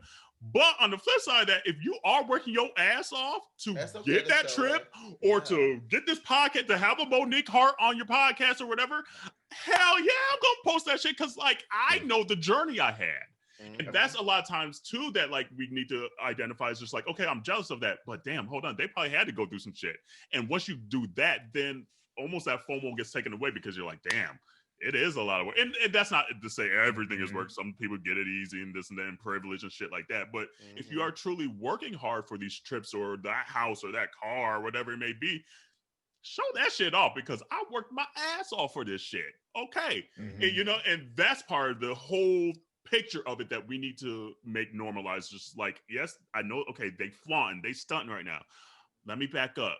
Why am I feeling this way? Oh, but you know what? They probably worked their ass off on this. So congratulations for having that. Congratulations for having that person on your podcast. Congratulations for getting that movie, because there is 9 billion hours of shit that they had to go through to get to that ending point, you know?